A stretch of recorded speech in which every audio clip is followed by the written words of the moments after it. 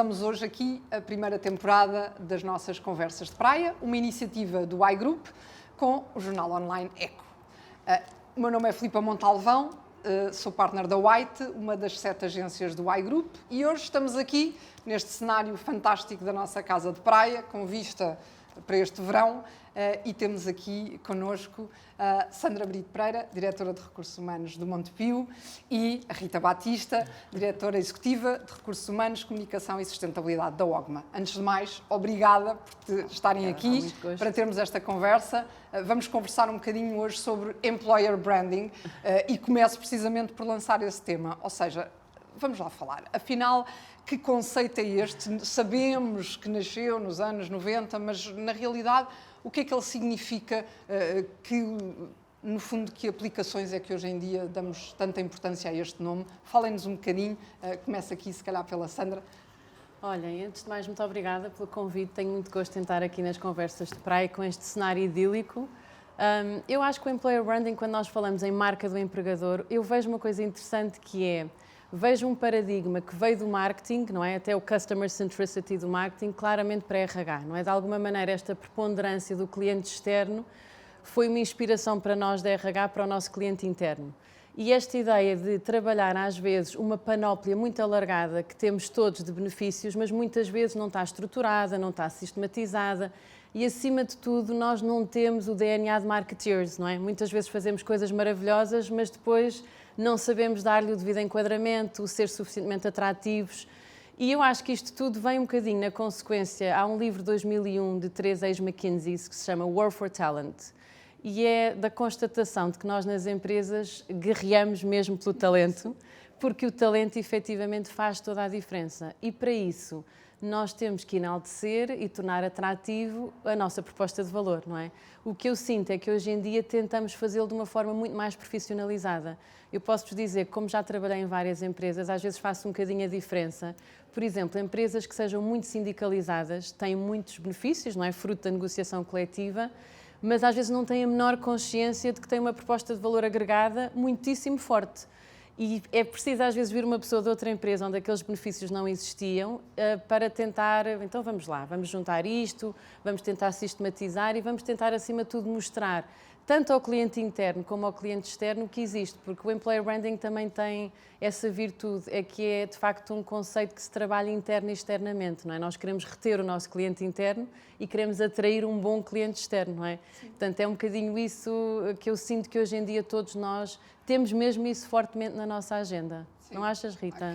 Acho que, e se calhar só acrescentando um bocadinho ao que a Sandra estava a dizer, efetivamente o customer-centric passa a ser employee-centric, não é? É que antigamente não era assim, portanto, há muitos anos atrás não se olhava para o colaborador ou para o trabalhador de uma forma tão orientada da sua valorização e daquilo que ele se identificava com a empresa.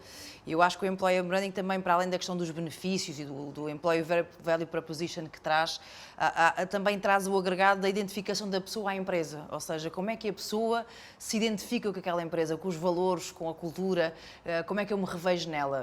E isso tudo vem no marketing, ou seja, as pessoas compram o produto porque se identificam com ele, não é? Não há dúvida nenhuma, na prateleira, a tomada de decisão, não é? Isso está provado também, não sou marketeer, mas basicamente a tomada de decisão vai muito porque eu me identifico com o produto, da necessidade que eu tenho daquele produto. E eu acho que os recursos humanos também, ao longo da evolução do tempo, tiveram a necessidade de mostrar aos seus colaboradores e de ter essa valia de que as pessoas se identificam com a empresa, é isto que querem, ter uma panóplia de benefícios, como a Sandra dizia, muitas vezes que não são valorizados, porque já são direitos adquiridos ao longo de muitos anos e não são vistos como um benchmark de mercado, mas ver isso como não só o valor acrescentado, mas como eu me identifico com essa marca e que eu tenho orgulho dessa marca. Eu acho que o Employer Branding hoje, e a OGMA fez esse trabalho nos últimos 3 anos, de mudar radicalmente o seu Employer Branding interno e externo, e as pessoas identificaram-se. Eu acho que esse é o ponto principal, é as pessoas reverem-se naquela marca e terem orgulho de dizer eu trabalho naquela empresa. Esse é o ponto principal do Employer Branding. Sem dúvida. Eu sobre isso também queria-vos dizer, eu trabalho num banco, tenho 178 anos e o que noto, como é um banco que praticamente todo o setor social é nosso cliente e tem no fundo uma gênese muito engraçada, porque é uma gênese que no fundo emerge de 640 mil associados, não é? E o que é que eu senti agora neste último programa de trainees? Tivemos 3.000 candidaturas, que foi de facto assim muito impactante, E nas entrevistas e conversas com a maior parte destes jovens, porque são realmente muito jovens, são ou licenciados ou já têm mestrado, era muito esta ideia que a Rita diz, do propósito, não é? De um banco que é diferente, que tem, no fundo, um pendor mais social e que está mais impactado em fazer a diferença, não é? E eu achei realmente isto é um intangível que não está traduzido naquilo que, no fundo, às vezes é a nossa proposta de valor, e das conversas que tivemos com eles acaba por ser talvez uma das variáveis mais importantes, não é? E que mais os faz precisamente identificar com o projeto.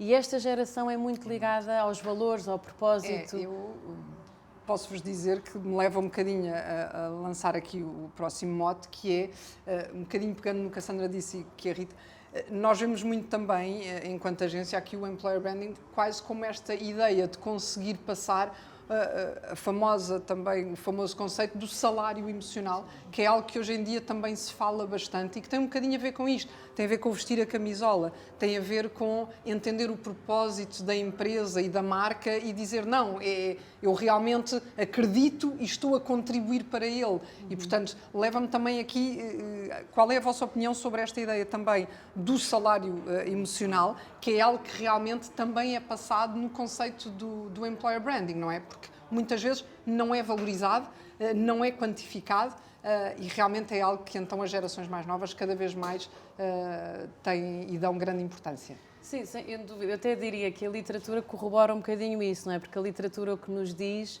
é que é precisamente nesse lado mais, nesse pendor mais emocional, que está a verdadeira estratégia de retenção dos colaboradores, não é? E o que eu sinto, acima de tudo, é que estes intangíveis da cultura, da pessoa se sentir bem no espaço onde trabalha, de se sentir bem um bocadinho nos valores que são também impregnados naquela organização, no tipo de pessoas, não é? Na forma como as pessoas também de alguma maneira se comportam, na gestão pelos valores, não é? Uma coisa muito importante e há muitas histórias engraçadas nas organizações sobre isso, que eu acho que é a melhor forma de nós passarmos até aos mais novos ou às pessoas que vão ser integradas, o que são os valores da empresa, que é às vezes contar histórias de coisas que aconteceram e determinadas atitudes e atuações que existiram e que vêm de alguma maneira alicerçar aquilo que é a forma como a empresa se comportaria numa situação semelhante, não é? Sim. E isso eu acho que é muito engraçado, já muitas vezes tenho sentido essas conversas com as pessoas e fico a pensar, olha como o storytelling é tão forte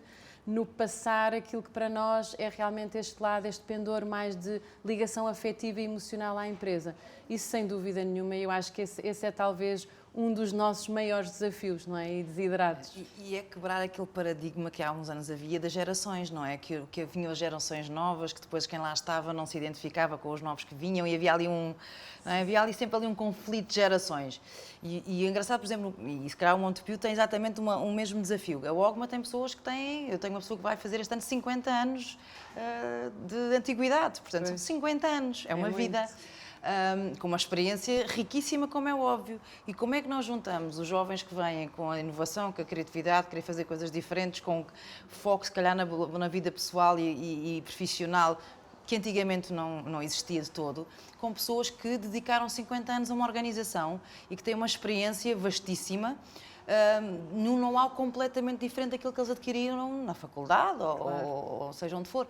E, portanto, eu acho que o desafio é esse, é como é que se junta estes universos todos, Sim, não é? Sim, sim, sim.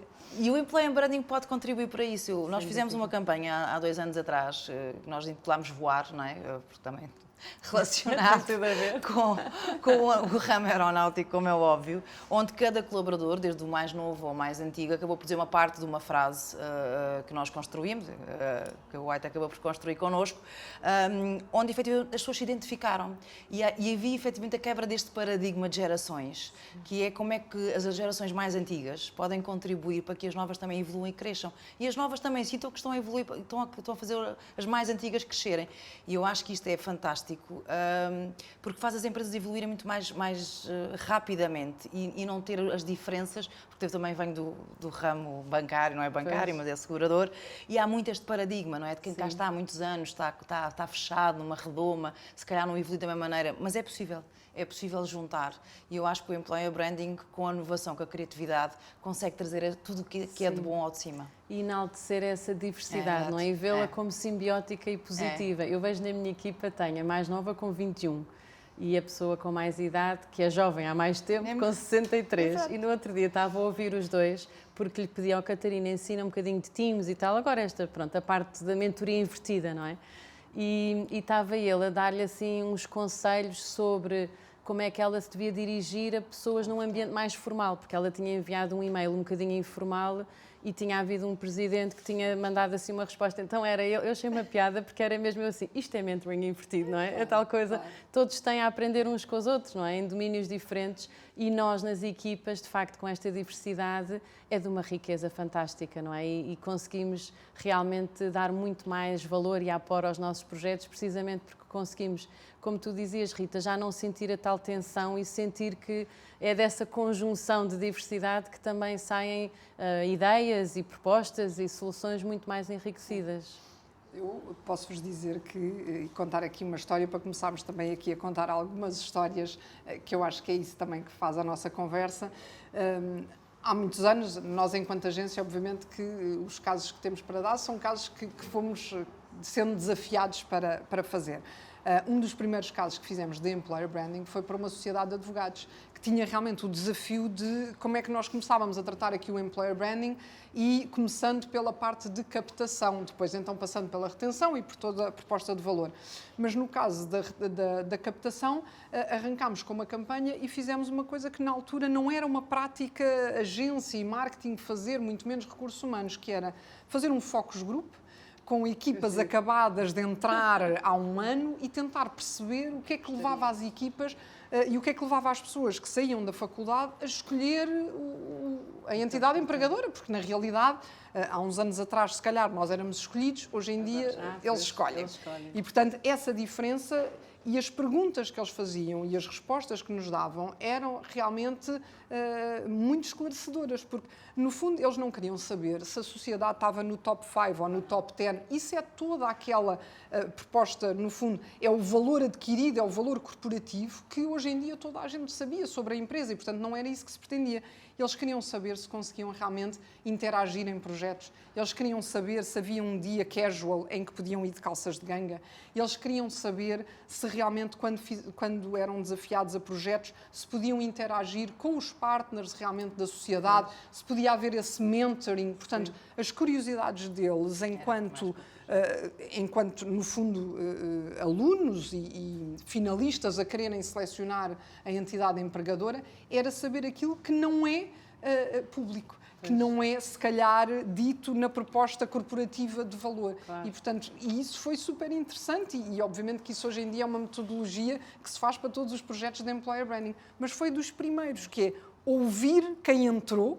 O cliente? Exato, voltamos à gênese. Claro. Voltamos à gênese, não é? É ouvir o cliente. Mas eu reconheço totalmente o que a Filipa está a dizer, porque a OGMA tem uma história muito engraçada nesse ponto, que é, a OGMA há muitos anos que tem um programa de trainees de longa data, portanto, é quase, não vou dizer que é tradição, mas tem de longa data. E a verdade é que não tinha visibilidade nenhuma, ou quase nenhuma, ninguém no mercado conhecia, e mesmo internamente sabia que havia-se o programa de trainees, mas não tinha grande visibilidade.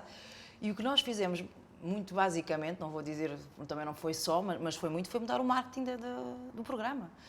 O que eu desafiei a equipa foi, transformem isto numa coisa que seja tchan, que quem olhe para isto diga, eu quero ir para isto, é isto que eu quero.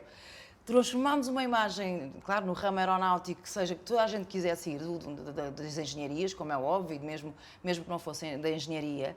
Mudámos um bocadinho ali ligeiros conceitos, a questão de estar com o CEO, estar com a direção executiva, portanto, o tal mentoring invertido em algumas situações, a questão de ter a realidade aumentada, pronto, pusemos ali uns novos conceitos, fizemos uma nova roupagem, vamos assim dizer. Mas eu hoje reconheço que grande parte da nova grande atração do programa é a imagem. É a imagem do programa, de fazer no hangar Balão, que é o hangar mais antigo da OGMA, não é? Que tem 100 e muitos anos, uma coisa entre o misto do antigo com o novo, não é? Pôr uns puffs, fazer uma coisa dinâmica, nova, com 100 miúdos, que fizeram uma coisa inovadora, diferente, trouxeram negócios para cima da mesa, ideias de novos negócios, e só esta mudança de imagem foi estrondosa, teve um impacto brutal. E, portanto, é um bocadinho o que está a dizer, é exatamente mudar um bocadinho o paradigma da imagem, de como é que as pessoas nos veem e que se identifiquem com aquele projeto. Se as pessoas se identificarem e vão ao encontro das necessidades, é meio caminho andado. E às vezes até a própria semântica, não é? Se nós mudarmos um bocadinho a forma de comunicar. Antigamente, por exemplo, e tu também já trabalhas há muitos anos nesta área, nós fazíamos sempre estas campanhas a tratar por você. Hoje em dia, nós agora, por exemplo, nesta campanha para estágios de verão, não só uma linguagem muito mais coloquial, certamente tu, mas depois também com um ou outro termo que é mesmo a panágio da juventude, não é? Que é para sentirmos que há ali uma conexão direta, ainda para mais na banca, que é considerado tradicional, um bocado cinzento, não é? Haver ali uma lufada de ar fresco e dizer, nós estamos na vossa, não é? Estamos no mesmo comprimento de onda. E eu acho que às vezes são estes pequeninos truques que realmente para quem está a ler-nos e a ver-nos faz toda a diferença. Depois começam a falar uns com os outros e depois nós começamos a sentir que há ali um buzz e isso de facto já nos posiciona nestes novos segmentos, não é? Que é muito importante. Esse foi o grande shift que se sentiu há uns anos, pelo menos enquanto agência, que foi este shift dos recursos humanos para o marketing. Portanto, quando o marketing entra no tema do employer branding, realmente começa a haver este tratamento diferente na comunicação e esse foi um deles, foi este tom de voz com que nós nos dirigíamos, no fundo, a uma captação, como se fosse um cliente externo. Não é um cliente externo, é outro tipo de cliente, ou seja, de repente já não há só a comunicação interna e externa, há também aqui a comunicação específica do employer branding. Sim. Eu tenho que me rever com aquela empresa e com a comunicação dela. E, portanto, este foi um dos shifts que nós sentimos também, foi este tom de voz, esta forma efetiva de se falar com quem queremos falar, que é um target muito específico, não é? Claro. Muito específico. E isso, Filipe, leva a que depois nós, dentro das organizações também, por exemplo, eu agora tenho comunicação interna na minha equipa, mas já aconteceu não ter e tinha que trabalhar com marketing, não é? Mas agora, mesmo tendo a comunicação interna e de alguma maneira somos responsáveis pelo employer branding interno, mas sempre muito alinhado com o externo. Portanto, trabalhamos a meias com o marketing em tudo o que tem a ver. E até isso é extremamente interessante, porque também há uma confluência de metodologias, de formas de estar, até de desafios mútuos, não é? Que estamos a trabalhar com uma área que está muito preparada para o cliente externo e que também nos traz uma grande aprendizagem para aquilo que nós queremos fazer de semelhante com o cliente interno, não é? Porque isto depois quer dizer, se nós trabalharmos bem o employer branding interno, também é muito bom ter os colaboradores que têm muito orgulho da casa, que dão bons testemunhos, que são boas referências, que, pronto, tudo isso, e tem sido também uma jornada interessante esta de ligar as duas tipologias de clientes, não é? E de alguma maneira encontrar estratégias que sejam no fundo, capazes de chegar a ambos, não é? Isso tem sido giro. Eu não sei como é que é convosco, se vocês têm o marketing ou a comunicação interna, como é que... Nós temos uma comunicação corporativa, ou seja, acabamos por ter a comunicação corporativa interna e externa junta e acabamos por ter ali um bocadinho o marketing, porque o marketing é B2B, não é B2C, portanto acaba por ser um bocadinho diferente. Mas a verdade é que a imagem externa de negócio tem que estar muito alinhada com a imagem interna e de employer branding, não é? Não fará sentido nós comunicarmos para os clientes de uma maneira e depois para os colaboradores e para os potenciais colaboradores de outra. Portanto, eu concordo totalmente, apesar de nós termos tudo junto e está sob a minha alçada hoje, a comunicação corporativa, mas tentamos, apesar de serem pessoas diferentes que tratam cada uma do tipo de comunicações, têm que estar totalmente alinhadas. Não faz sentido ter uma comunicação para o cliente externo de uma forma, com uma imagem, com uma tipologia de discurso e depois para o cliente interno com uma totalmente diferente. Tem que haver alinhamento, eu concordo totalmente contigo mesmo, esteja ou não dentro da mesma área, tem que haver um alinhamento total, porque senão depois não faz sentido, depois há uma desconexão e quem olha de fora, não é? Porque se os nossos embaixadores é quem está connosco, não é? São os nossos maiores embaixadores de employer branding, são os nossos atuais colaboradores, se não se reverem também na imagem que nós passamos para os nossos clientes externos, há qualquer coisa ali que não fará sentido. Portanto, eu aí concordo, eu acho que tem que haver um alinhamento de imagem.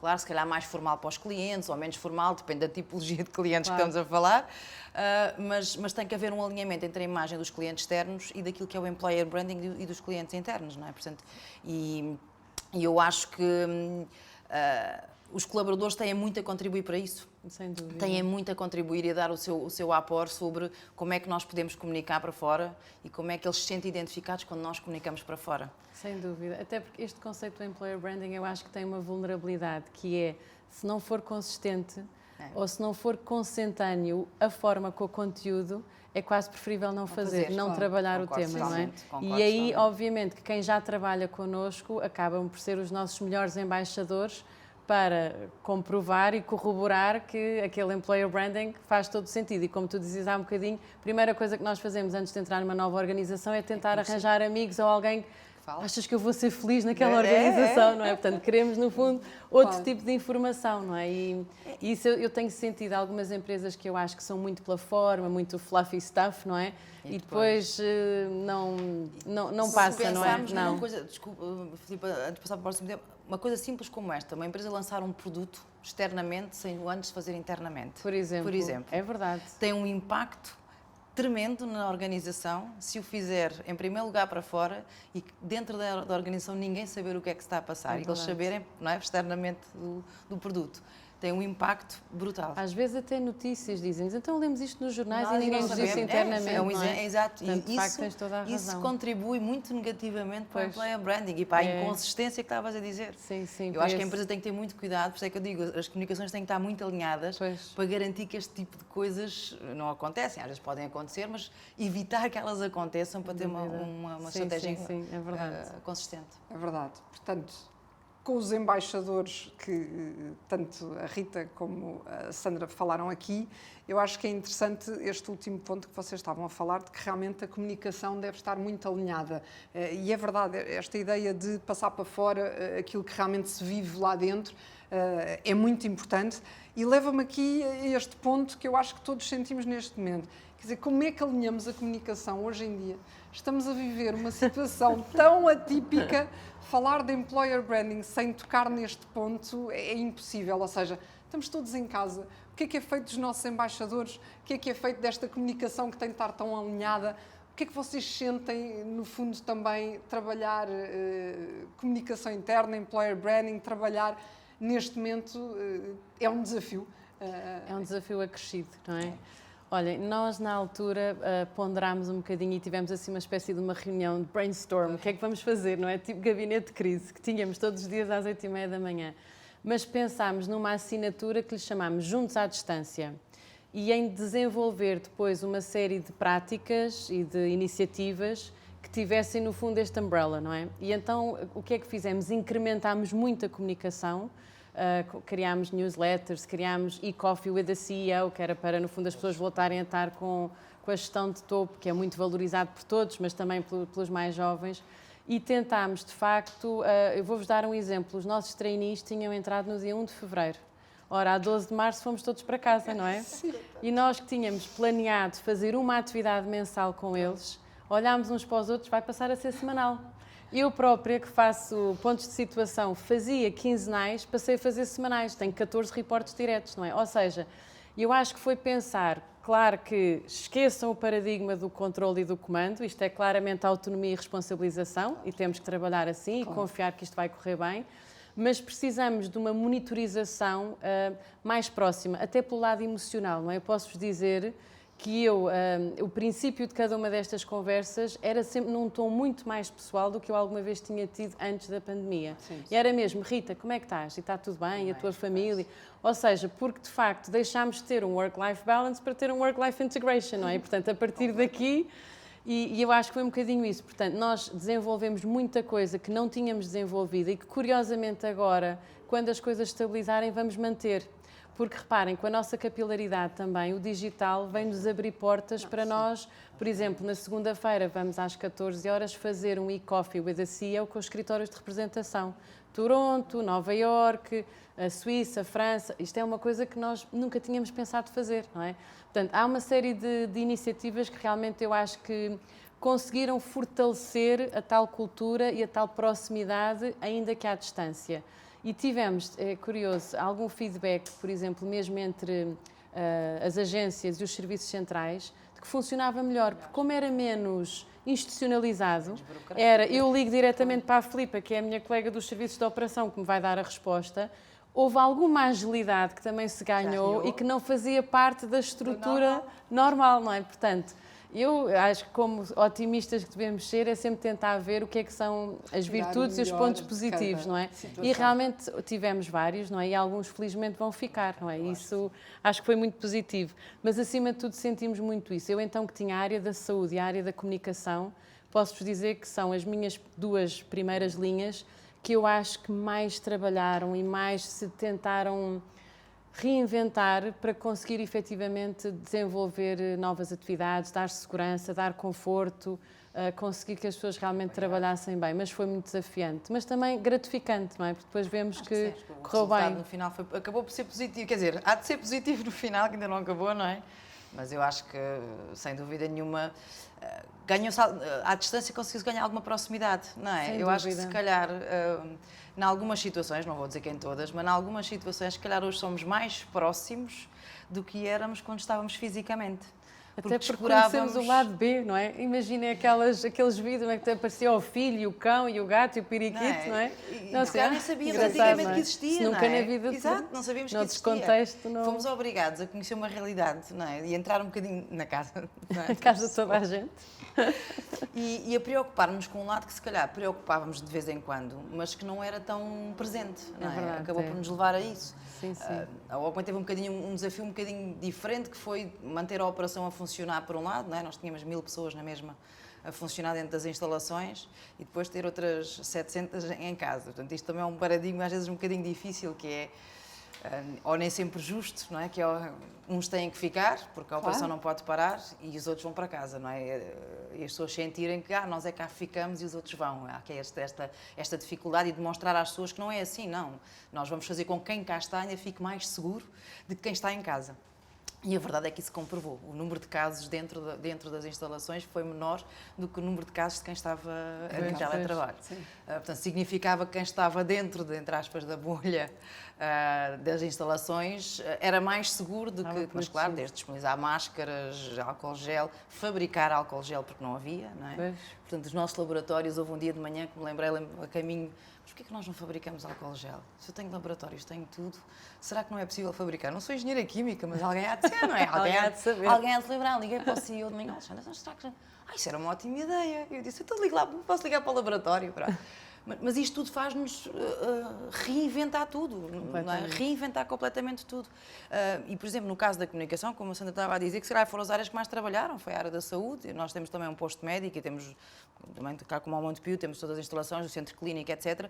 A comunicação, nós tivemos que inventar uma app, por exemplo, para contactar com as pessoas. Portanto, hoje lançámos uma app, onde temos as notícias da OGMA, todo o acesso a toda a informação que a OGMA tem. Qualquer pessoa instala no seu telemóvel, portanto tem acesso a toda a informação da OGMA, que é a OGMA App, não é? Portanto, o nome também acabava por ser sugestão.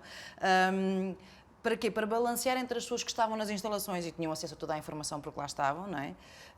E quem não estava, apesar de ter no portal e de ter acesso, mas não, estar no telemóvel, estamos mais próximos, é uma questão de proximidade, ou então mais próximo que um telemóvel é difícil. Portanto, foi reinventar um bocadinho a comunicação, a forma como tínhamos a proximidade com as pessoas, é como é que conseguimos a proximidade com a distância.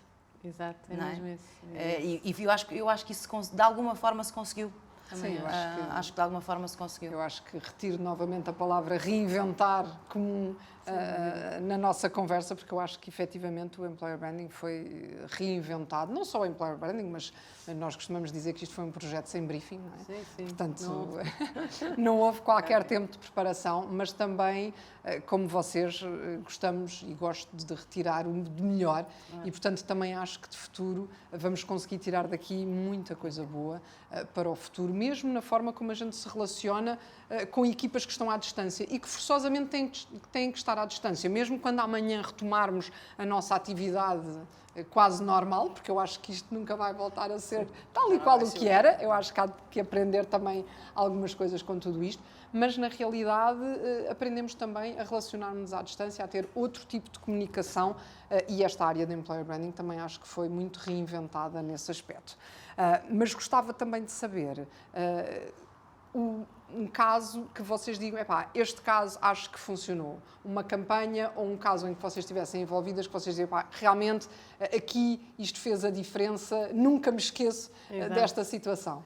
Olha, eu tenho uma história que para mim é mesmo muito emblemática e quem gosta desta área, onde eu senti mesmo aquele impacto de ter feito muita gente feliz, não é? Sim. E então eu estava na Carris e nós tínhamos inventado uns workshops, umas talks e assim umas coisas, e estávamos numa fase menos boa, não é? Pronto, uma empresa estatal, e eu sentia que precisávamos ali de revigorar um bocadinho os ânimos dos meus motoristas, não é? E então o workshop era um bocadinho à volta de ensinamentos do desporto para a vida empresarial, não é? Então íamos ter um senhor que tinha escrito um livro sobre o Mourinho e que vinha falar de liderança e tal, mas eu queria assim qualquer coisa diferente. E nesse fim de semana fui aos 40 anos de um amigo e comecei a dizer as minhas dores, não é? Gostava de trazer qualquer coisa diferente. Mas eles assim, mas o que é que tu gostavas? Assim, tipo o presidente do Benfica e eu, não, pá, o que eu gostava mesmo era trazer o Rui Costa. E eu, pá, isso é impossível, ele nunca virá, ele nem gosta de falar em público, nem penses nisso. Pronto, lá conseguimos, não é? Através de várias pessoas conhecidas. E ele tinha uma história super engraçada, que era, quando era novo, fazia os treinos de futebol, mas o que lhe dava jeito era sair, não numa paragem, mas a meio da paragem. Ora, os motoristas não podem parar a meio das paragens. Então, o que é que eles faziam? Iam muito devagarinho, e os miúdos saltavam, não é? Pronto, iam para o treino. E então ele veio, bem, aquilo foi, vocês imaginam o que é um auditório para aí com 300 pessoas, eu só tinha 150 lugares, tive que andar a arranjar.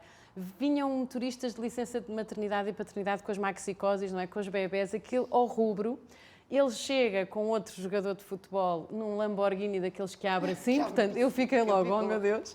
E depois foi de uma candura, de uma autenticidade e contou estas histórias e agradeceu aos motoristas da Carris. Se não fossem vocês, a minha carreira não era aquilo que foi, porque vocês eu sei que não podem parar, e efetivamente não paravam, mas iam muito devagarinho, abriam a porta e nós éramos uns gaiatos. Mas sabias dessa história quando foste Não sabia, buscar o portanto Rui ainda Costa? foi mais revelador. Olha, era tudo. Eu estava a ver assim os olhinhos do presidente, parecia-me que também estavam um bocadinho emocionados. Eu estava numa emoção, eles estavam ao rubro, e então foi depois no fim, não é? Depois aquilo veio realmente em vários também, em mídias e tal, porque pronto, ele é uma pessoa muito conhecida, mas foi acima de tudo sentir como foi importante para aquelas pessoas ter ali uma figura, pronto, obviamente muito destacada no futebol, mas acima de tudo com uma ligação tão forte à marca e a agradecer àqueles profissionais. Portanto, realmente foi assim daqueles momentos que eu pensei, olha, realmente isto hoje vou mesmo para casa feliz, não é? Vale mesmo a pena trabalhar este... Pronto, e acho que é um bocadinho destas coisas, não é? Especialmente quando temos marcas que sentimos que estão a precisar de um boost emocional, não é? Que as casas estão um bocado em baixo, que as pessoas estão um bocadinho desanimadas. Conseguir às vezes elevar é muito importante, claro. E pronto, e esse delta é tão impactante que também é um entusiasmo enorme poder fazê-lo. Portanto, essa é talvez assim a que eu guardo com mais carinho. Com mais carinho. Eu, se calhar, duas muito rápidas. Uma, talvez, o lançamento da marca interna do Employer Branding, se calhar para associar aqui um bocadinho, quando lançámos o Voar internamente há 2 anos e fizemos o filme com os colaboradores da OGMA, onde cada um diz a sua palavra-chave do orgulho, da capacidade, da tecnicidade que a OGMA tem, e a forma como cada um deles filmou o filme sem saber para o que estava a filmar. Portanto, eles souberam que filmaram 30 segundos, não sabiam exatamente para o quê, tinham um texto na mão, tinham que ler aquele texto e interpretá-lo, mas sem saber para o quê. Portanto, o que significa que as pessoas, quando leram aquilo com a emoção que lhes saiu no momento. E depois juntámos o filme, não é? E foi muito gratificante quando o filme estava quase arrepiante, vamos assim dizer, porque estamos a falar de pessoas com 30, 40 anos de casa, que sentiram que estavam a ser valorizadas naquele momento e que foram puxadas para falar sobre a empresa. E no evento de final de ano, o hangar cheio de 1.800 pessoas, não é? E nós projetámos o vídeo como o lançamento da marca. Portanto, acho que desde os mais novos ao mais velhos, quase toda a gente chorou, porque se identificaram, uns porque eram pais, outros porque eram filhos, outros porque reviam a imagem do pai naquele filme, e as palavras as pessoas identificaram-se. E eu acho que isso é efetivamente o verdadeiro símbolo do Employer Branding. Sim. Toda a gente olhou para aquele filme e no final diz: fazemos voar.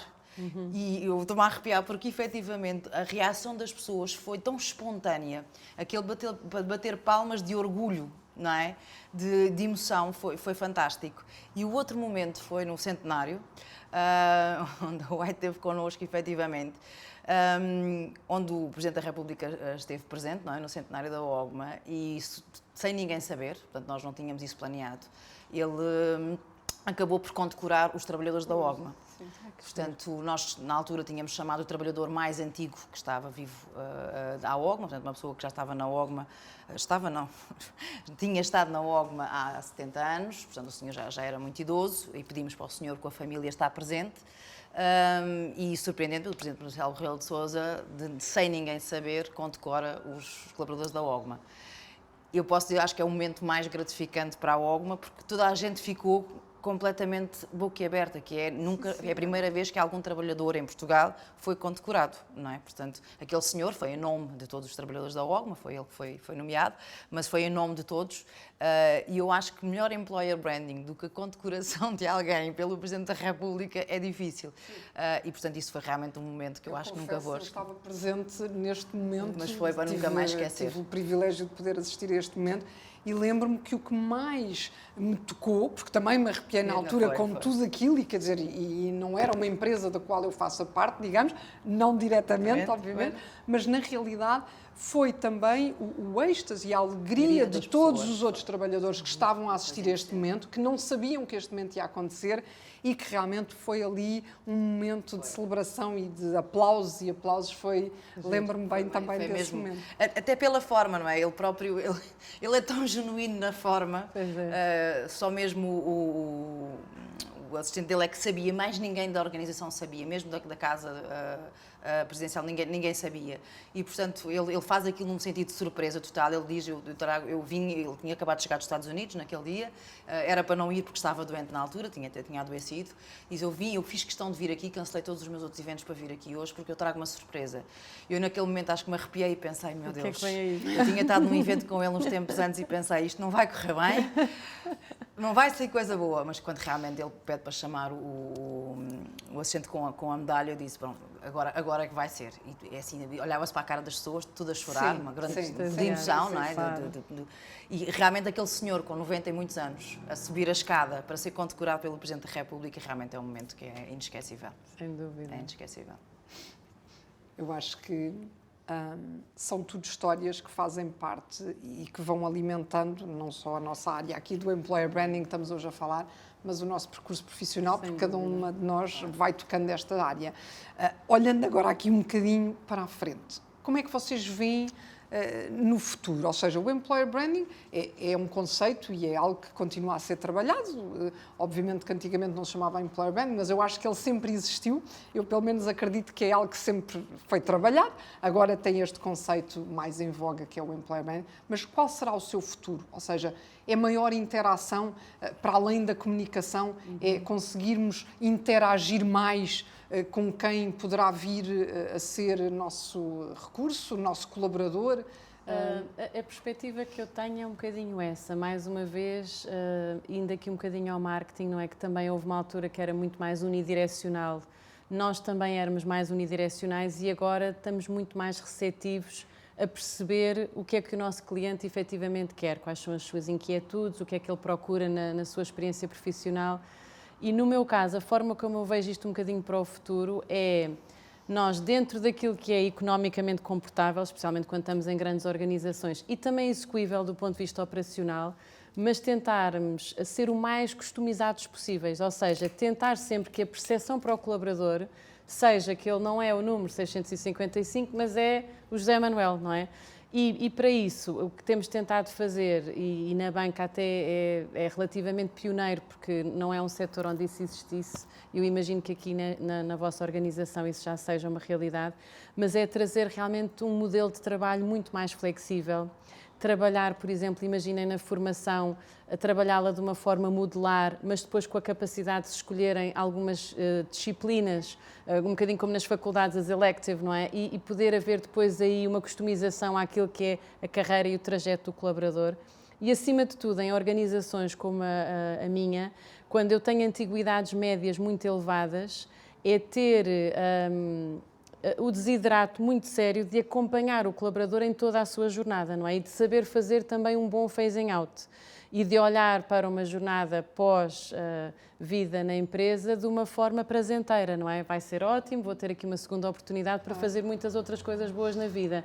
E isso tem sido a nossa grande preocupação, é o que nós vamos lançar agora em setembro, é todo um programa de flexibilização que lhe chamamos Programa Consigo, não é? Que é para estarmos com os nossos colaboradores, e é tentarmos realmente ter esta percepção, ou dar esta percepção e este tratamento o mais customizado possível. Por isso é que eu acho que é muito parecido com o marketing, não é? Porque estamos muito mais sensíveis também ao tipo de... somos mais responsive, não é? Tudo aquilo que nós conseguimos recolher, tentamos, e antigamente não era muito assim, não é? Era muito unidirecional e as regras eram muito rígidas e era mais ou menos assim. E agora não deixamos de ser, eu diria, equitativos, tentar ser transparentes nas regras do jogo, mas efetivamente haver muito mais tendência para acomodarmos aquilo que são diferenças naturais, não é? Porque as pessoas obviamente são todas diferentes e devem sentir-se iguais a si próprias no seu local de trabalho, não é? Isso é muito importante. Portanto, eu acho que é um bocadinho esse o nosso grande desafio. Se vai ser mais à distância ou na proximidade, quer dizer, é um desafio que não deixa de ser crucial e nevrálgico, acho eu, para todas as organizações para o futuro. Vocês também são organizações que têm um referencial para nós, não é? São normalmente já muito mais flexíveis, sim, trabalham de uma forma muito mais agilizada e para estas organizações um bocadinho mais pesadas, acho que o referencial é esse, portanto, são a nossa aspiração.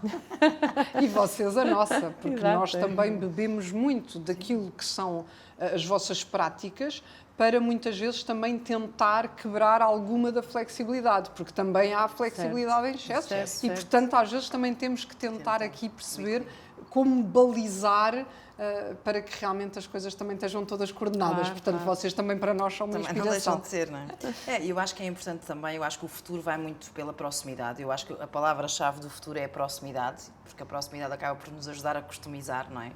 Mas também a consistência, que é como é que também as políticas de recursos humanos são consistentes com este employer branding.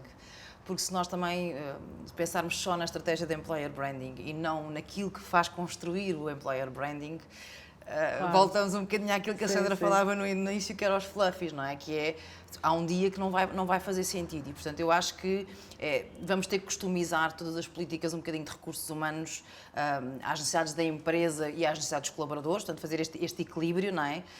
Nas academias, que as academias vão ter que ser muito mais inovadoras, muito mais próximas, muito mais adaptáveis do que foram até hoje. Mesmo no mundo financeiro, eram muito mais quadradas, têm-se vindo a adaptar e, portanto, têm que o ser. O mundo aeronáutico, nesse aspecto, é muito mais exigente pela regulamentação que tem, mas tem capacidade de se adaptar, de ser mais flexível.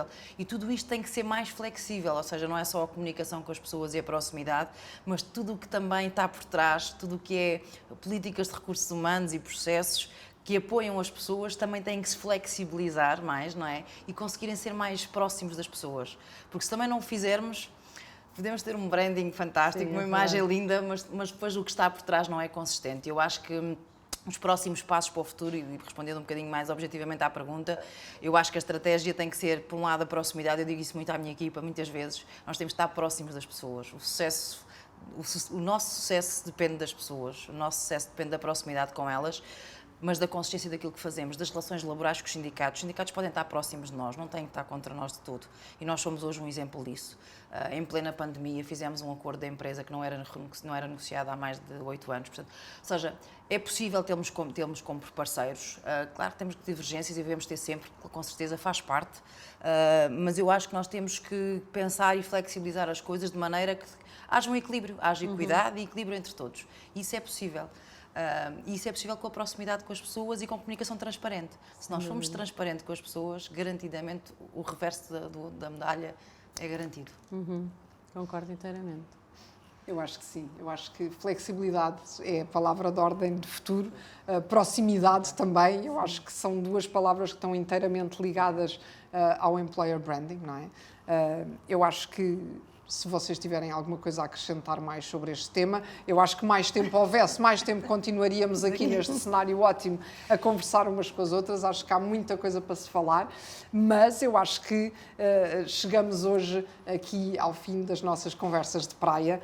Esta primeira temporada, esta iniciativa do iGroup e do Jornal Eco, da minha parte só me resta agradecer-vos e esperar-vos ter-vos cá noutra oportunidade. Obrigada, e brevemente, está bem? Até já. Obrigada.